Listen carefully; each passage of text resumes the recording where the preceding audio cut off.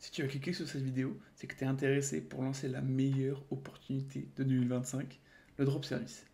Donc je vais te la présenter dans cette vidéo, mais tout d'abord, je vais me présenter moi-même. Je m'appelle Baptiste Story, je suis consultant au sein d'un incubateur où j'accompagne des dizaines d'entrepreneurs, de salariés et d'étudiants à créer et à développer leur agence de drop service. Donc, qu'est-ce que le drop service? Je vais te présenter ce business model tout d'abord. Donc, dans ce business model-là, il faudra que tu trouves une niche principalement dans les services digitaux. Donc ça peut être de la création de sites web, de la création d'identité visuelle, il en existe énormément, où tu vendras des prestations en étiquette, c'est-à-dire à plus de 1000 euros, car c'est là où tu pourras avoir les meilleures marges, généralement entre 80 et 90%, ce qui est énorme quand tu débutes. Donc le schéma est simple, voilà, il se compose en trois parties. Ton client, qui a une demande, une création de site web par exemple, toi qui récupère sa demande et qui lui fait une offre par rapport à ça, et derrière le prestataire qui réalise du coup la partie technique, car dans ce business model-là, ce n'est pas toi qui réalise cette partie. C'est ce qui fait la force du drop service, c'est que tu n'as pas besoin de compétences, de connaissances pour commencer, car tu réalises aucune partie technique. Tu feras le rôle d'intermédiaire entre ton client et ton prestataire. Donc une fois que tu auras récolté les données de ton client, tu les transmets à ton prestataire qui réalise la prestation, qui te la renvoie, et toi tu la renvoies à ton client. C'est aussi simple que ça et c'est super intéressant quand tu débutes car tu n'as pas besoin de réaliser cette partie technique-là. Donc avant de poursuivre la vidéo, je voulais juste te dire que j'ai rouvert quelques places en coaching one-to-one. Donc c'est totalement offert. Donc si tu veux t'inscrire, c'est le premier lien en description. N'hésite pas, on va pas te mordre. Tu vas ressortir avec un maximum de connaissances, un maximum de value. C'est super intéressant. Dans ce coaching-là, je vais t'apporter de nombreux conseils. Voilà, je vais aussi t'apporter mon expertise que j'ai pu acquérir dans mes précédents coachings. Et surtout, on va monter ensemble un plan d'action personnalisé pour que tu lances le plus rapidement et le plus efficacement ton agence de drop service. N'hésite pas à en réserver ton coaching, c'est totalement offert. Voilà. Donc maintenant, on va reprendre la vidéo. Je vais te présenter les différents processus d'acquisition dans ton agence de drop service. Donc tout d'abord, il faudra que tu définisses ton avatar client, c'est-à-dire à qui tu vas vendre. Dans ce business model-là, on fera du B2B, c'est-à-dire du business to business. Donc ça sera souvent des solopreneurs, des micro-entreprises, des TPE, PME, c'est-à-dire toutes petites entreprises, petites moyennes entreprises, etc. Derrière, il faudra que tu cibles un marché, c'est-à-dire tu veux vendre à qui? À un plombier, à des fleuristes, voilà, il faudra que tu cibles à du BTP, à des agences immobilières, voilà, il faudra que tu cibles à qui tu veux vendre. Une fois que tu as fait ça, il faudra que tu crées tes leviers d'acquisition. Donc il y en a trois. Le premier est mécanique, en faisant une campagne de mailing ciblée. Il y a aussi des call calling, des appels à froid, en appelant directement les personnes que tu veux contacter. Et il y a le setting. Ensuite, il y a l'organique, donc c'est via la création de contenu sur tes réseaux sociaux.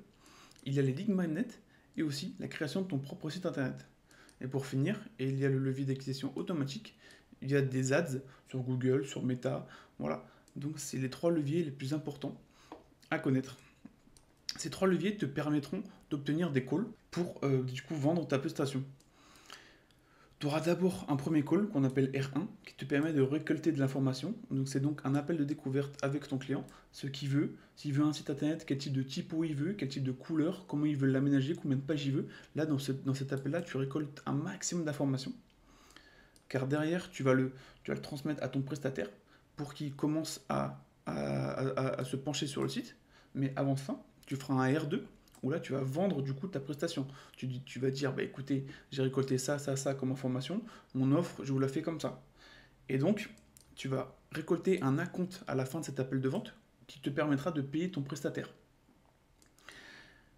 qui réalisera du coup la prestation. Donc là, par exemple, la création du site web. Et enfin, dans le dernier call, le R3, tu vas délivrer le produit que le prestataire t'a fait.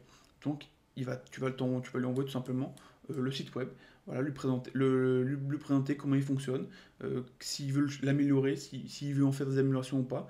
Et puis voilà, c'est comme ça que ça va se passer. Donc après, je vais te présenter les 5 leviers d'une activité de service. Donc le premier, c'est l'acquisition, comme on vient de voir, il y en a 3, organique, mécanique, automatique.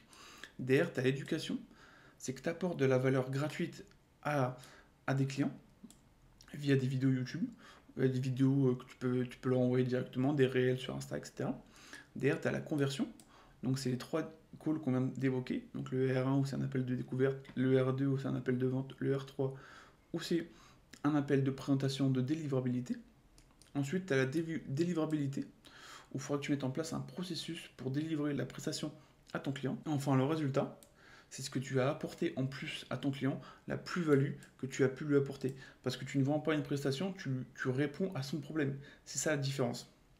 Et donc, toutes ces étapes-là sont scalables. C'est-à-dire qu'elles peuvent être. Tu peux analyser tout ce qui t'a pris du temps, tout ce qui tu peux améliorer et du coup l'optimiser, ce qu'on appelle le scaling. Donc, ton agence peut se développer grâce au scaling. Et donc, enfin, je vais te présenter les contraintes d'une activité de drop service. Donc le premier, c'est que tu n'as pas assez de leads, c'est-à-dire que tu as un problème dans ton acquisition qui est à revoir. Derrière, tu as une difficulté dans ta communication via ton éducation, donc c'est-à-dire que tes vidéos sont mal comprises, que tes vidéos, tes shorts, etc. sont mal comprises. Et tu n'as pas de conversion, c'est-à-dire que tu arrives à avoir des calls avec les clients, mais malheureusement, tu ne les closes pas. C'est-à-dire que ton R2, à chaque fois, il aboutit à rien. Tu as des difficultés à délivrer, donc il faudra que tu revoies ton processus de délivrabilité. Et enfin, la contrainte la plus grosse pour moi, c'est toi-même. Car tu peux te mettre des barrières, tu peux te mettre des croyances limitantes qui vont te faire avancer plus lentement. Donc tout ça, c'est des goulots d'étranglement qui sont à analyser et à surpasser. Et donc les différentes solutions à ça, c'est que tu peux te former sur la contrainte, c'est-à-dire si par exemple tu galères à closer des clients, te former sur comment bien faire des appels, bien closer, ça peut être intéressant. Ou derrière, tu peux aussi recruter un A+ player, c'est-à-dire une personne, un prestataire qui est spécialisé dans un domaine, par exemple le closing, qui va passer les appels à ta place et réaliser les ventes à ta place. Donc voilà, c'était toutes les étapes de ce business model-là qui, selon moi, est très important à lancer en 2025, surtout quand tu débutes. Donc je te rappelle que je t'ai ouvert quelques places pour le coaching one-to-one. Donc c'est totalement offert, je le répète, c'est le premier lien en description. N'hésite pas à t'inscrire, j'ai hâte de te retrouver là-bas. Et c'était tout pour moi. Allez, à bientôt.